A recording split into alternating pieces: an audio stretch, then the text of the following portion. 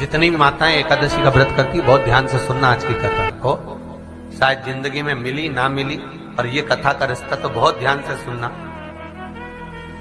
स्कंद पुराण यहां तक कहती है कि इस कथा के चरित्र को जो श्रवण कर लेता है उसको 26 एकादशी करना भी नहीं पड़ती। इस एकादशी की केवल ये कथा सुनकर ही वो तर जाता है। बहुत ध्यान से सुनना इसको, कथा को। एकादशी के दिन जब आप जल शंकर को चढ़ाने तो रोज ही जाते हैं। जब एकादशी का दिन रहे और शंकर जी के मंदिर में आप जल समर्पित करें तो 3 बार मुख से स्वधा स्वधा स्वधा या स्वधा स्तोत्र का पाठ, जिसमें 12 श्लोक।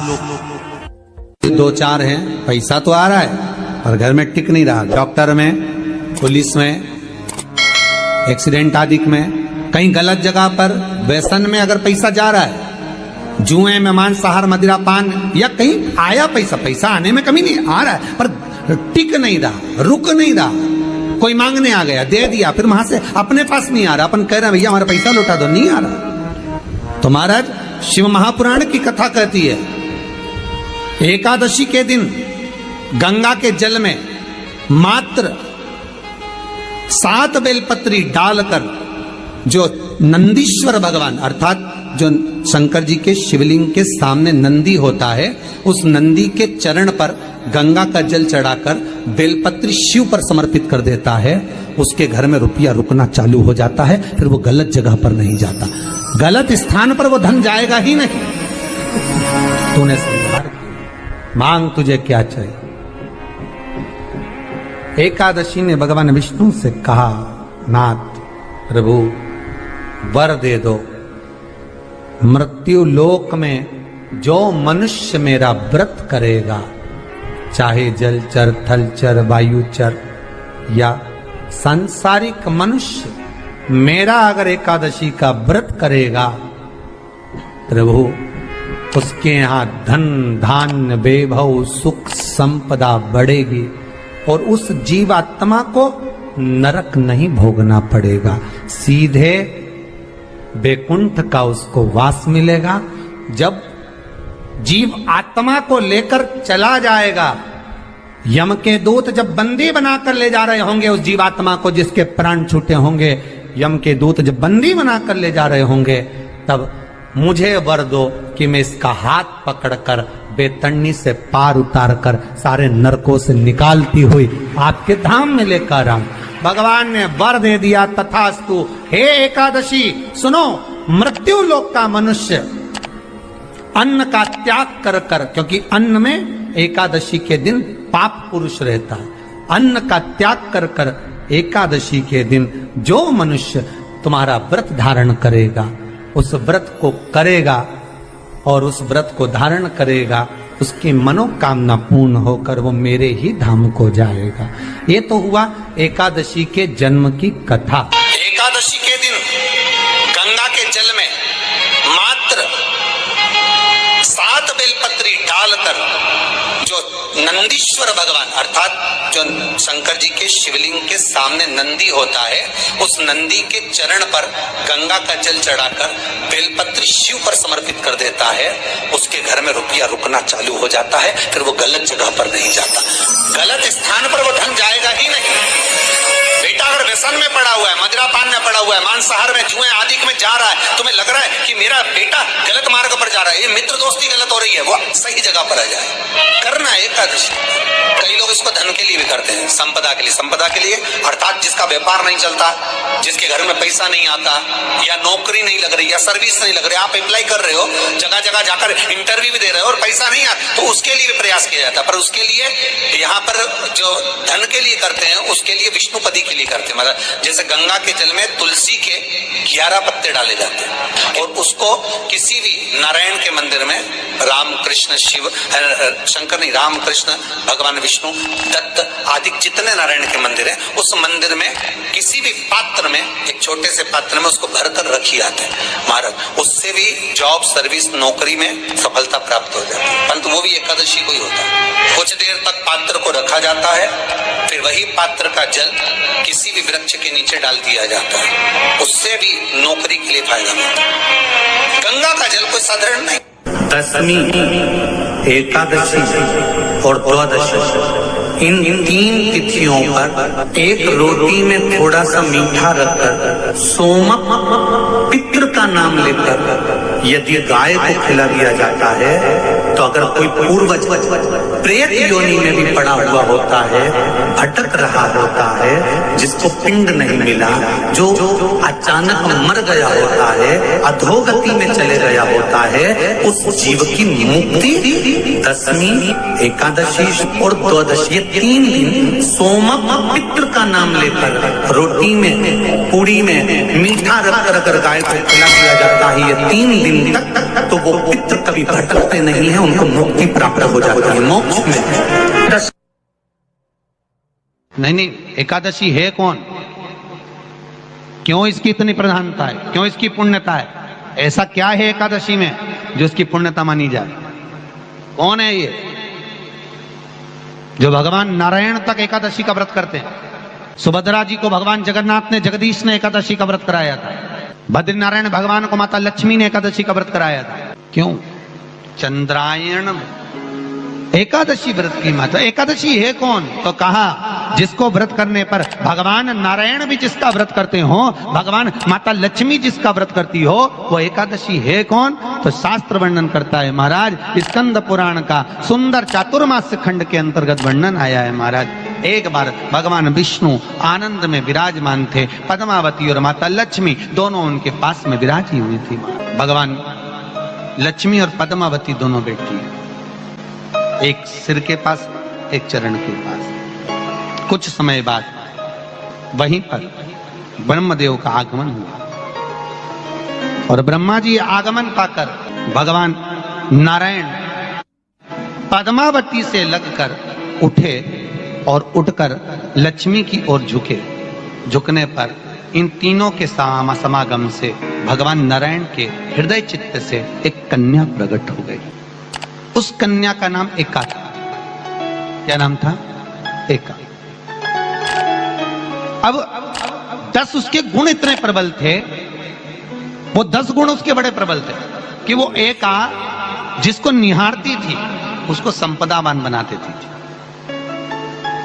जिसको देख लेती थी उसके जीवन में वो आनंद की अनुभूतियां करा देती थी। एका जिस मार्ग से जाती थी उस मार्ग के द्वार खोल देती थी। एका का पुण्य इतना पुण्य प्रखर। पद्मावती और लक्ष्मी ने कहा महाराज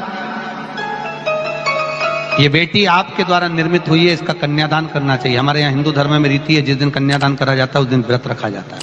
अब आजकल रखते कि नहीं रखते हो मालूम नहीं, और कन्यादान करते समय व्रत रखा जाता है। व्रत रख श्री शिवाय नमः। एकादशी के दिन कभी कभी तुम बद्रीनाथ चले जाओ, एकादशी के दिन तुम द्वारका चले जाओ, एकादशी के दिन तुम तिरुपति चले जाओ, एकादशी के दिन तुम जगन्नाथ चले जाओ, एकादशी के दिन तुम्हारी मर्जी पड़े भगवान के किसी धाम में चले जाओ और भगवान को भोग लगाओ और उनकी थाली को झांक कर देखना, उसमें चावल जरूर मिलेगा। उसमें ऐसा नहीं है कि चावल नहीं मिलेगा। बद्री नारायण में भगवान को चावल का भोग लगा हुआ मिलेगा, द्वारका में चावल का भोग लगा हुआ मिलेगा, आपको जगन्नाथ में चावल का भोग लगा हुआ मिलेगा, तिरुपति में मिलेगा, द्वारकाधीश में मिलेगा, नाथद्वारा में मिलेगा, सांवरिया सेठ में मिलेगा, काकरोली जी में मिलेगा। आप जहां जाओगे वहां पर एकादशी के दिन भगवान को चावल आएगा, क्योंकि भगवान के लिए परहेज नहीं है। जो काम में डूबा हुआ है, जो आसक्ति में डूबा हुआ है, जो लोभ में डूबा हुआ है, जो वासनाओं में डूबा हुआ है, जो तृष्णा में डूबा हुआ है, और जो माता के गर्भ से जन्म लिया, एकादशी के दिन चावल उसको नहीं खाना। एकादशी और द्वादशी के दिन हमारे हिंदू धर्म, हमारा शास्त्र कहता है, हमारे शास्त्र, हमारे वेद डॉक्टर वर्णन करते हैं कि पीपल के पत्ते को अगर एकादशी और द्वादशी के दिन एक तांबे के पात्र में गला कर रख दिया जाए और उस पानी का आचमन 3 बार करा जाए तो जिसकी नाड़ियां चोक भी हो जाती है, डॉक्टर बोले इसका बाईपास करना पड़ेगा, उसको केवल 3 आचमन पानी एकादशी और द्वादशी को पीपल के पत्ते का कराया जाए तो अंदर की नाड़ियां भी खुल जाती हैं। भगवान का एक नाम है अघोर। ब्रह्मा जी को दर्शन दिया, अघोर मतलब सिद्ध नाम। और बहुत ध्यान से सुनना भाई, बहुत प्रयास कर लिया आपने, कामना सिद्ध नहीं हो रही। 1 लोटा जल, एक जल का पात्र लीजिए, उस जल के पात्र को लेकर उसमें थोड़ा सा लाल चंदन डालकर बेलपत्री के वृक्ष के नीचे और देवादिदेव महादेव को चढ़ाना प्रारंभ कर दिया। उसके बाद में एक लोटा जल स्वच्छ फिर शिव जी को चढ़ाया। श्री शिवाय नमस्तुभ्यं हम बोलकर आपकी कामना कहकर भगवान शिव पर अघोरेश्वर महादेव का नाम लेकर आप चढ़ाना प्रारंभ करिए।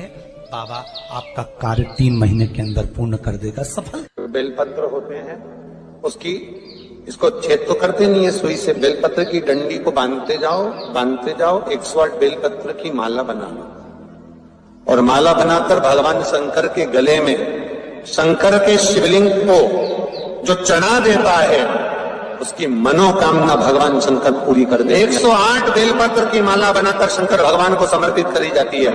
माता लक्ष्मी ने भगवान विष्णु को पाने के लिए तुलसी की माला बनाकर समर्पित करी, जैसे सती ने शिव को पाने के लिए, कामना को पूर्ण करने के लिए। शास्त्र कहता है घर के बुजुर्गों को, घर के बड़ों को, जेठ जेठानी हो, सास ससुर हो, घर में जो तुम्हारी उम्र से बड़ा हो, उसको आज पीला फूल या पीली चने की दाल या पीला वस्त्र, कुछ भी पीली सामग्री आज घर के बड़ों को देना चाहिए।